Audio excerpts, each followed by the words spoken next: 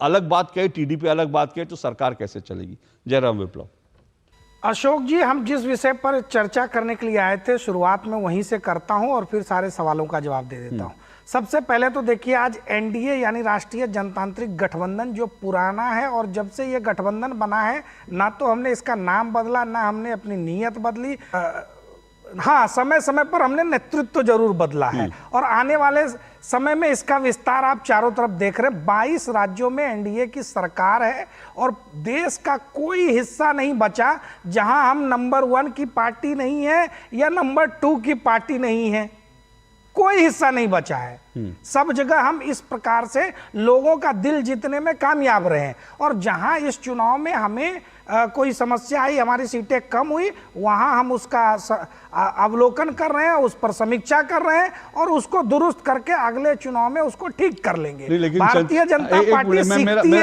आपसे एक सवाल है जो चंचल यादव ने उठाया। वो कह रहे हैं कि हाँ, वो कह रहे हैं कि आप जो है मुद्दों की बात नहीं करते थे, आप चुनाव में इधर उधर की बात करते थे, विपक्ष लगातार आम जनता से जुड़े मुद्दे उठाता था। अशोक जी, मैंने सुना, उन्होंने सारे मुद्दे गिना दिया, हमारी इतनी विफलताएं गिनाई 2-3 मिनट में।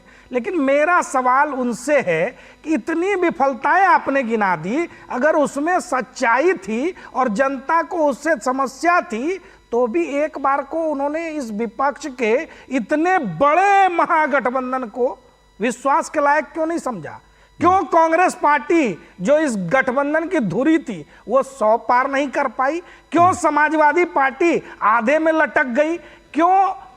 आप एक चीज देखिए, हमारे भारतीय जनता पार्टी के बाद जो सबसे बड़ा दल है, उसके बीच में 141 सीटों का 141 सीटों का अंतर है। तो जनता ने देखा कि 70 वर्षों तक इस देश में धोखाधड़ी करने वाली पार्टी एक बार फिर से धोखाधड़ी कर रही है, और कुछ लोग उसके शिकार भी हुए। वो झांसे में भी आए, और झांसे में आने वाले लोग आज कांग्रेस की दफ्तरों पर लाइन लगाकर महिलाएं खड़ी हैं, कह रही हमारे 85-100 रुपये प्रति माह जो 5 जून से आने थे वो दो।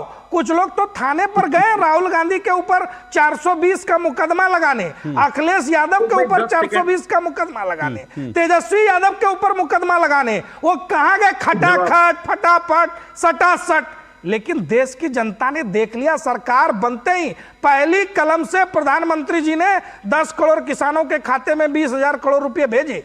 प्रधानमंत्री ने कैबिनेट में पहली घोषणा की, 3 करोड़ गरीबों को पक्का छत, पक्के घर का जो वादा किया था, वो अब कैबिनेट के कलम से, वो प्रधानमंत्री के कलम से स्वीकृत हो चुका है, और अगले 5 साल में मिलेगा। तो डिलीवरी डोर स्टेप पर होती है। ये मोदी जी के ऊपर विश्वास है लोगों को, विपक्ष विश्वास क्यों नहीं जगा पाई? ओके, चंचल जी, आप